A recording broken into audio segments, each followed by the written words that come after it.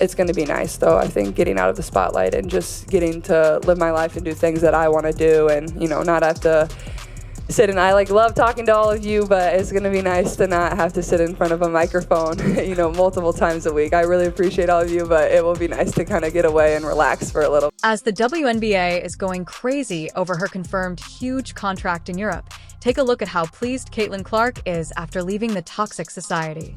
In people commenting under my shorts videos that Caitlin Clark's gone. She's left the WNBA. What is going on? I don't believe that. What was once just a rumor. What started out as a rumor has turned into a harsh reality, and the league is in such a panic that they have even sacked Christy Sides from the Indiana Fever. Christy Sides' time as the coach of the Indiana Fever is very likely coming to an end. It looks like they are trying to completely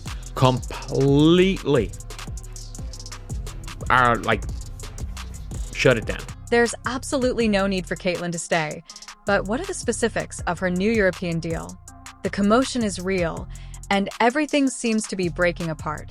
Let's examine her Nike contract with the WNBA, what will happen with it, and how the legal proceedings will proceed. There are already so many players heading overseas to play during the off-season.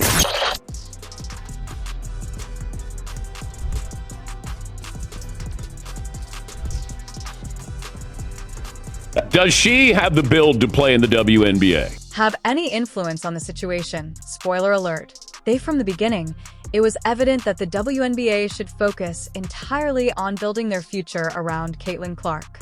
However, they have managed to make a huge mess of things, and now that Clark is leaving for Europe, they are in complete panic because they're going to lose the league's cash cow. She's just not built for the physicality of this league.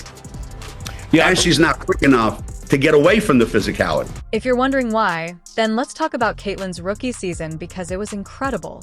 She wasn't just good, she was electrifying. Her three-point shots were coming from a different time zone, her court vision was ridiculous, and the fans were swarming the arenas. People are tuning in. Now, I'm not going to lie to you. I have not tuned in 1 second since Caitlin Clark was eliminated, but that's not unusual. Television ratings that broke records. Caitlin Clark was in full force when she gave the WNBA much-needed attention and brought them into the spotlight, whether they were prepared for it or not. She wasn't just a rookie, though. She was the one who had the potential to take the league to new heights, and they did nothing to appease her. But yes, she will have a target on her back as well. Behind the scenes, the story was different. Clark was undoubtedly helping the WNBA's ratings, but rather than receiving the respect she deserves, she was practically being thrashed on the court every night. The league was sitting there with their popcorn, watching everything happen, and it seemed like they didn't realize she was their golden goose until, oops, she was gone. It's been box office, she was the main attraction, and there were so many storylines that's been associated with her. Most recently, the whole thing with her and Cheryl Swoops, even though it really wasn't her. It was Cheryl Swoops and all this. Every time you turned around, there was something that she had to deal with. Caitlin has had enough and is packing up to go to Europe, where they will likely treat her like the basketball royalty she is. Meanwhile, the WNBA is acting like a chicken with its head chopped off, wondering how in the world they will keep fans interested. ESPN asks Mark, "Oh, they're having a little outburst trying to act like their no Clark is done with the disrespect, the lack of protection, and the WNBA's belief that they could coast on her talent without really helping her."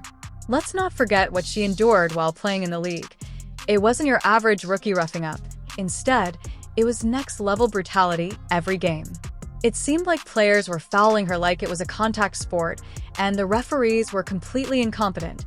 There were times when it appeared as though Clark was being tackled, and the referees were just standing there like, what was happening?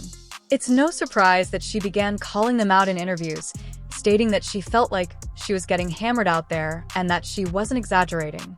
Get called for some technical fouls. She struggled with physical defense she's faced at the professional level and voiced frustration with the league's officiating, recently telling reporters, quote, "I feel like I'm getting hammered and everybody is physical with me, and opponents get away with things that other people don't get away with." That's what Caitlin Clark said. The WNBA allowed other players' jealousy to run wild instead of intervening to defend their best player.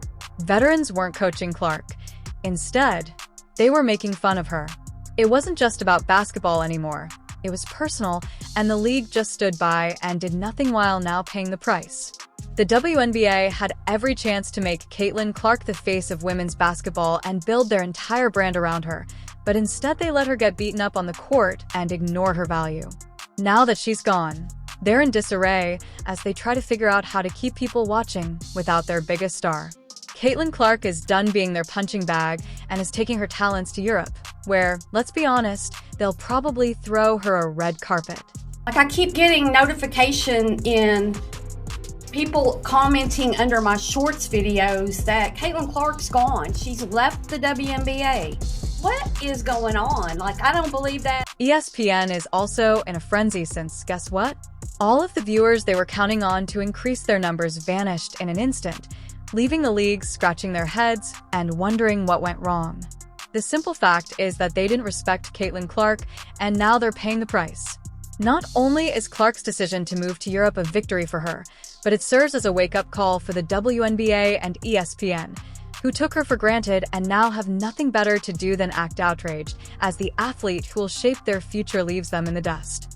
Your meal ticket is under constant attack.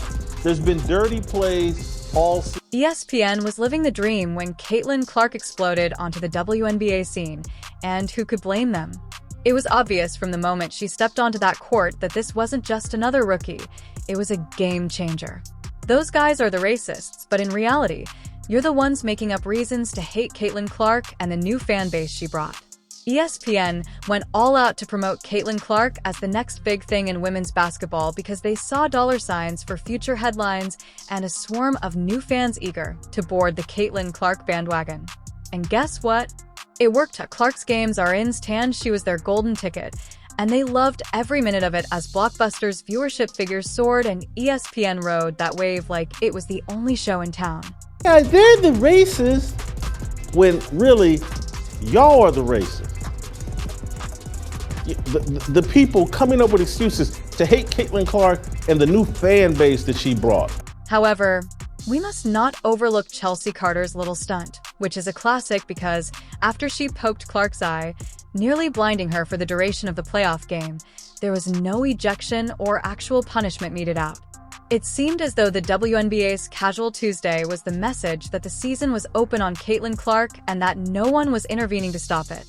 Michael Jordan of the WNBA was assaulted, has a black eye during the second half of the game because Dejanay Carrington stabbed her with her fingernails in the eye.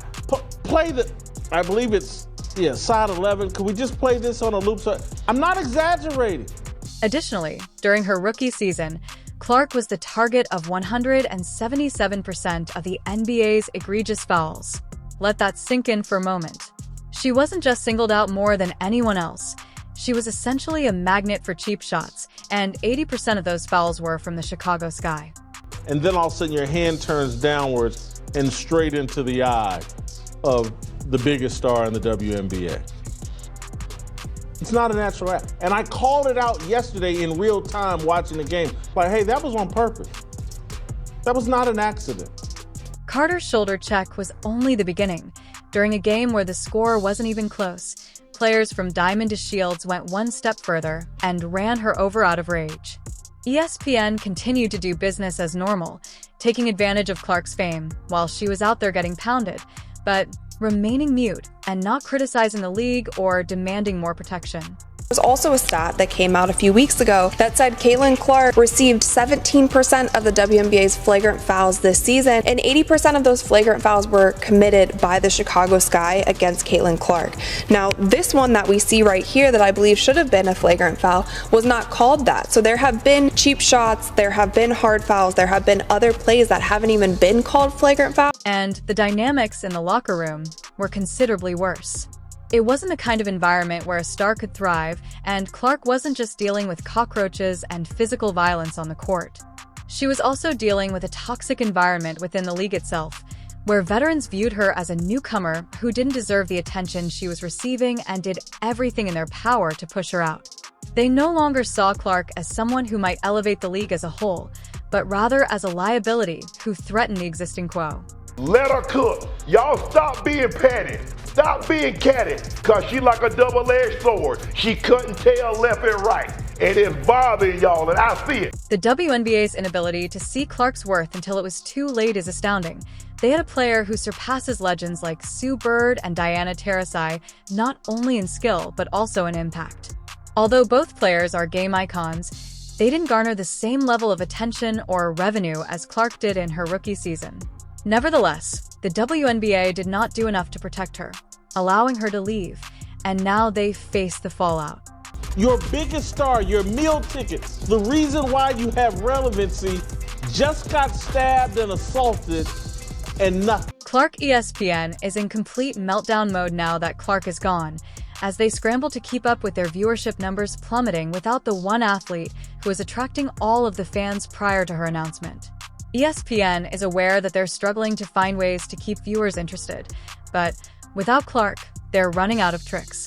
WNBA games featuring Clark drew close to 2 million views, while the rest of the league barely made it with 400,000. Even worse, ESPN is aware that they could have done more.